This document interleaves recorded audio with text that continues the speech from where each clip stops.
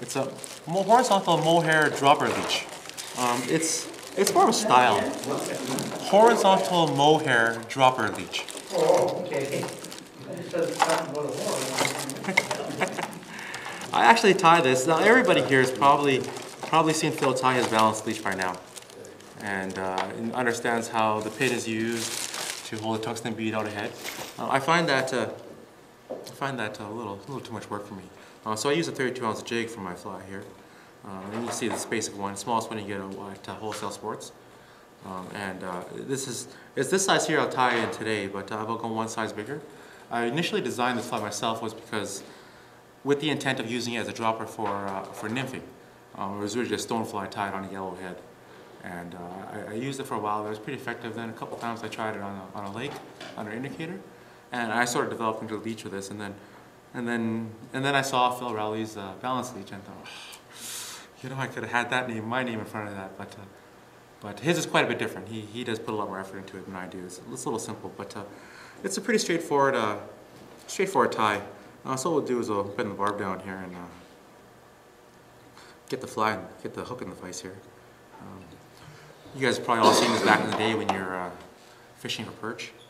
So what I hate is the white eyes on here actually. So I'll take the edge of my scissors and I'll just run it over top of the eye. It'll pop right off, and you clean it up pretty nice there. Just a little bit of room there, but it pops right off there. We'll do the same for this side here.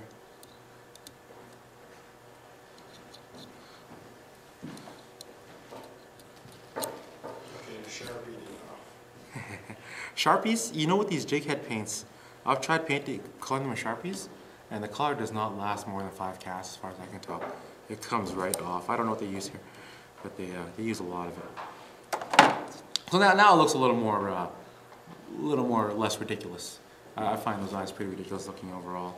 I'll also clean up the eye now, so we don't have to do it in the water. So there you go.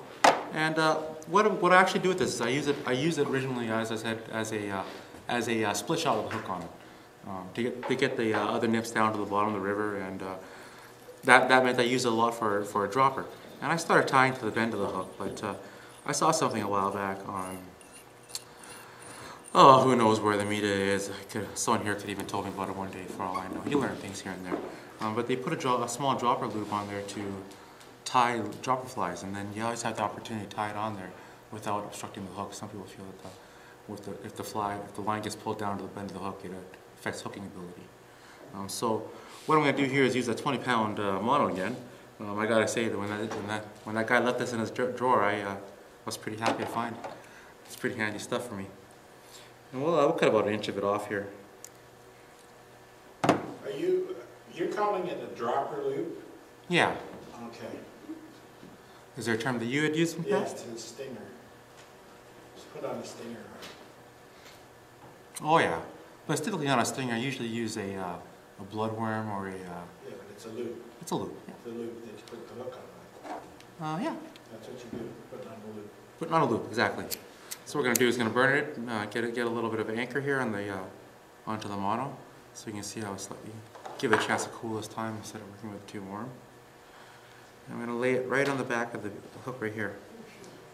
You'll see the bend of the mono comes to about the center of the jig head, and we'll just bind it down right there. See, that's not a stinger. Stinger is at the back end, so okay. This fly, after I've modified it as a leech, it has accounted for a lot of my fish in the lakes that I fish. I fished it pretty religiously now. In fact, what was it, 3 weeks ago I went down with the SRD to Clearwater area to help them sample their Fiesta Lake. And it was a bit of a slow day for everybody, and a few guys did pretty good, a few guys did pretty bad. This accounted for the only fish I ever caught that day. So I'm pretty happy with the fly itself. It's a real confidence fly for me. So there we go. I like to run a couple extra wraps on here. I hate to have a fish lose and tear apart my fly, but I don't know if you can see it there. It's just a little loop right underneath the front of the jig head now. And what we're going to do now is we're going to tie in the ribbing, which is Just going to use a fine red wire for this one here. This is more of a style than anything else. So obviously everybody has their own preferred style of leech. I don't ever expect anybody to follow any recipe to the T. You really work with what you have around and make the most of what you got. But we do have some very fine red copper wire here. So I guess it's a medium. I call it a fine, but I guess it's classified as a medium. I'll just take an inch of it off here and tie it on the bottom here. So I'll line up the bottom of the shank and just run a thread over it.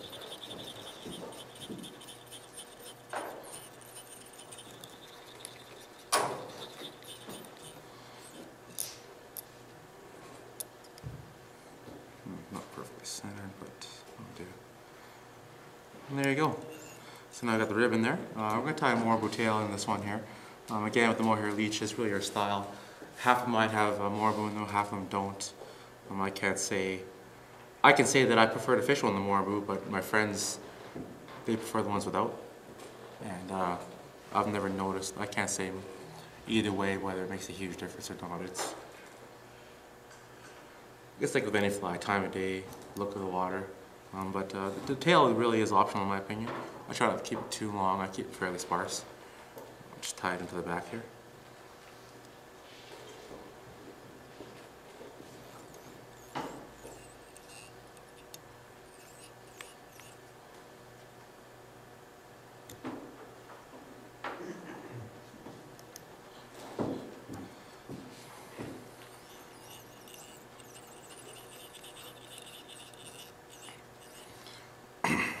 And now we're going to grab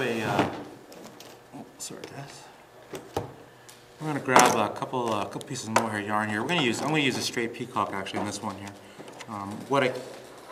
Actually I'll show you guys. What you can do is you can actually blend a couple colors. So we use black and peacock here, and it's straight mohair yarn. You can pick it up at any fishing hole in the areas if you're lucky.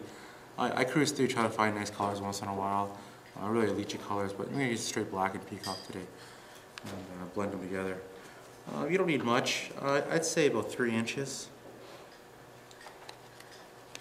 3-4 inches is all you need. We cut them both the same length. And you just have a couple strips of it.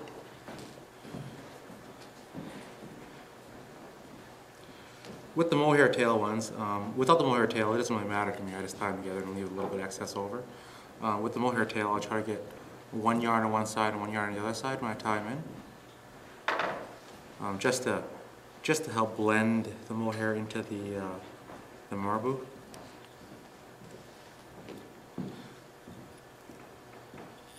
And we'll just put a couple wraps there real quick.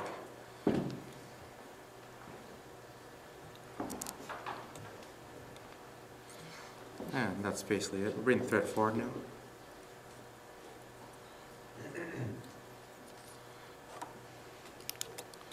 Put on the rest here. But what I do now is, I wonder if I have that somewhere.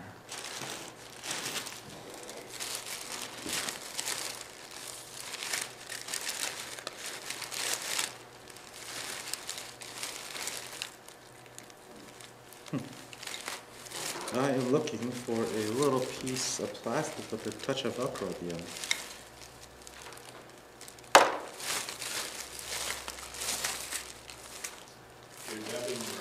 Well, you say dubbing brush and people start thinking, is that the one where you wrap a bunch of dubbing within a wire? Or is that whatever this thing you call, this piece of dubbing brush, I guess. So what we do is we'll wind up together, wind up 2 colors together, just a few wraps. Keep it relatively loose because the mohair fibers are really what you want to get the movement in the water. And here I'm using an easy clip to hold them together. I'm sure everybody has their English hackle pliers or whatever it is you're using to hold your stuff together when you're tying. And we'll rough it up a bit. Really try to get it sticking out. It gets a little bound down, so it's important to get it fairly frayed up. And then we're just going to wrap this here up the hook shank, back.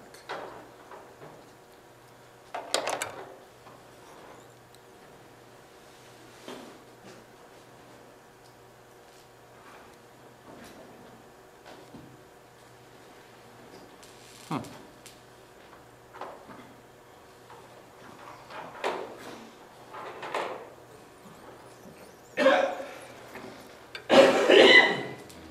I'll cut off the excess there. And pull off some of the loose fibers here. So now you can see this is pretty standard of a lot of the leech patterns here, you know. A lot of people use llama or whatever. It's really up to you how you prefer to tie your leech itself. I find this very particular pattern here effective with the black and peacock. And then we just run the rib up here, help bind everything down, hold it securely.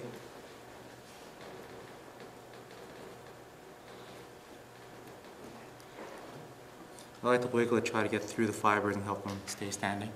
I find if you bind too fast, it'll actually pull them all down to the body. And then it loses some of the look of the fly.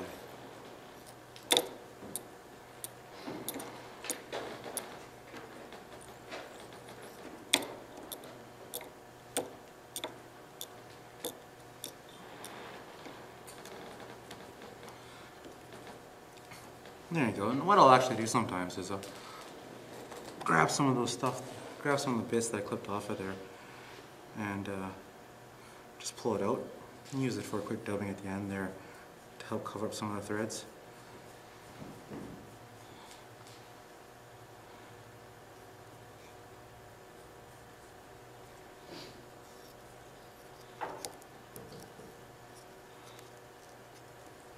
And then whip finish.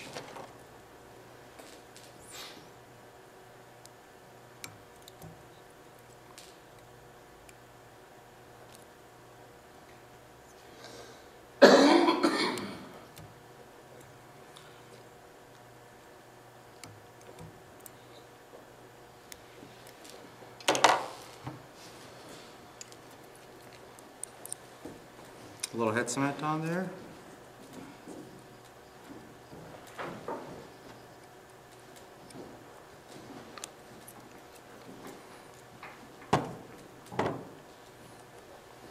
And there you go.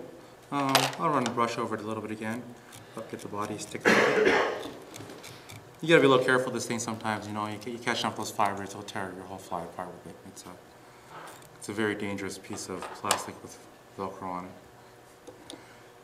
And that's that. What do you do with that little loop there? You put that? So I'll actually show you guys what you do with the little loop is I don't have any tippet with me, but I'll tie this on fly, and it does have a bit of weight obviously too, equivalent to a small piece of split shot. I'll tie a small section of the line, maybe 6 inches to a foot, and I'm going to tie a chronomet today, and that's something I do fish quite commonly. But even a backstorm this time of year, and you let it hang over top of the weeds. You can find the right weed beds, and usually about 4 feet of water, and then another 4 feet of weed water. And I try to get the leech to sit on top of the weeds and have something like a backstorm underneath it with a bit of the chop in there. It gives that movement. You end up hooking up the weeds a lot, and you sort of set your hook on a lot of things. No different than nymphing. You set your hook constantly. When you hook into something, and every once in a while it's a fish. Are you dragging that little jig on the bottom? No. Well, in the cases where I use it as a dropper for the river, yes, it'll be the weight that drives the fly to the bottom. Are you fishing that on the surface? This would never be on the surface. No. Okay, I'll suspend it under a strike indicator, and for lakes, for still waters, that's typically what this is really good for. Is that? Oh, you put that under a strike indicator? Yeah. Oh, okay.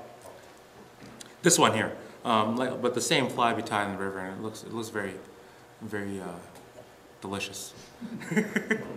When I get to rivers, you know, everybody's got their formula on how to fish a lake versus how to fish a river, and when I get in the river, it's not always my first choice. It was really a afterthought of one day when I was nymphing. I just can't fly deep enough.